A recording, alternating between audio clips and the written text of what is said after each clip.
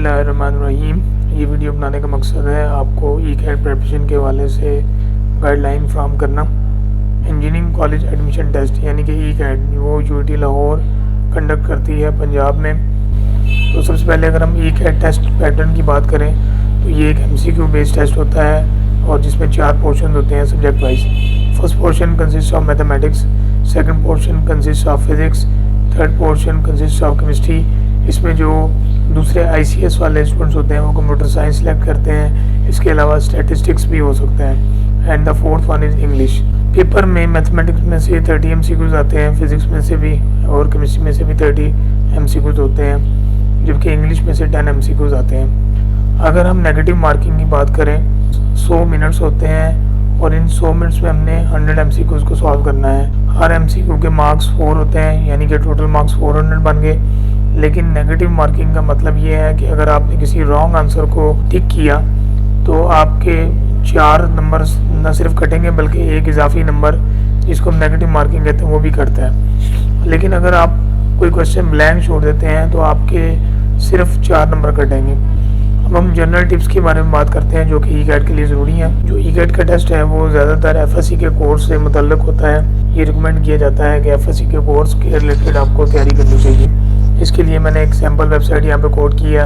आप इस वेबसाइट पे जाके ई कैट के पास पेपर्स डाउनलोड कर सकते हैं। इसके अलावा भी बहुत सारी वेबसाइट्स मौजूद हैं जिन पे आपको ई कैट प्रिपरेशन मटेरियल मिल सकता है। अब हम थर्ड बात करते हैं ई कैट प्रिपरेशन मटेरियल। उसके लिए मैंने आपको बता दिया हुआ है, ऑनलाइन बहुत सारा मटेरियल अवेलेबल है, बुक्स अवेलेबल हैं। लेकिन फोकस आपका ये होना चाहिए कि आपका FSC का कोर्स वो सबसे पहले फर्स्ट प्रायोरिटी पे तैयार होना चाहिए। उसके बाद फिर आप प्रिपरेशन मटेरियल पे आ सकते हैं। वो ऑनलाइन भी हो सकता है, वो फिज़िकल बुक्स भी हो सकती हैं।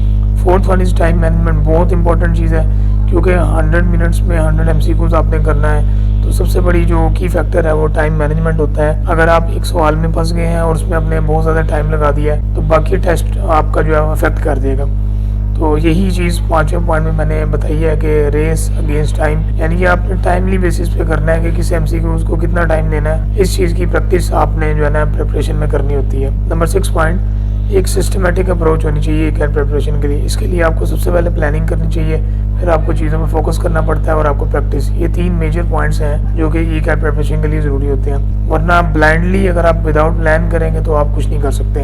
And important one is stress management. Sometime ये होता है कि आप कुछ स्टूडेंट्स बहुत ज़्यादा स्ट्रेस ले जाते हैं, तो उनको स्ट्रेस मैनेजमेंट की ज़रूरत होती है ताकि आप बहुत ज़्यादा अपने आप को पॉजिटिव रखें। टेस्ट के दौरान आप बहुत ज़्यादा उसको टेंशन ना लें। तो ये अप्रोचेस भी आप देख सकते हैं। हर बंदे के लिए मुख्तलिफ स्ट्रेटजी होती है कि वो स्ट्रेस को कैसे मैनेजमेंट कर सकता है। अब हम सब्जेक्ट वाइज कुछ चीज़ों में डिस्कशन कर लेते हैं कि इंग्लिश में से कौन कौन सी चीज़ें आती हैं।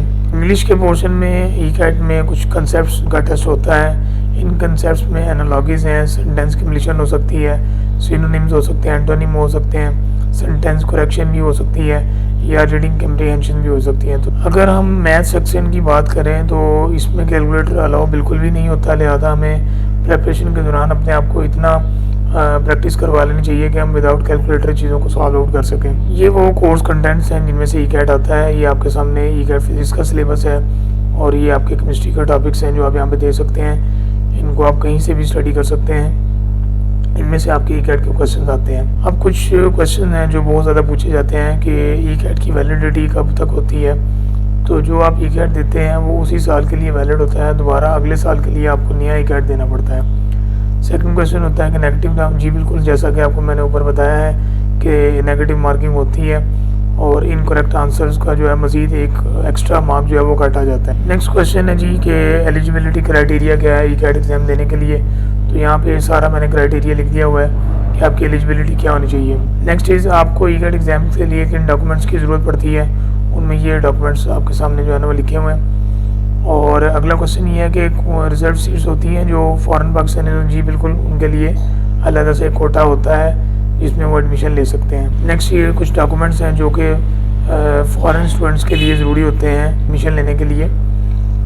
नेक्स्ट क्वेश्चन इज़ कि कोई इलेक्ट्रॉनिक आइटम्स या स्टेशनरी एग्ज़ाम में मना होते हैं। जी बिल्कुल, मोबाइल फ़ोन्स और कैलकुलेटर्स बिल्कुल भी अलाउ नहीं होते। Next question is E cat में कैसे अप्लाई कर सकते हैं। तो एप्लीकेशन फॉर्म जो है वो यूटी की वेबसाइट से या यूनिवर्सिटी से जिस दौरान शेड्यूल बनता है उस दौरान ये हासिल करके इसमें अप्लाई किया जा सकता है। In case of any question you may comment, and for more useful videos and content, subscribe this channel. Thank you so much.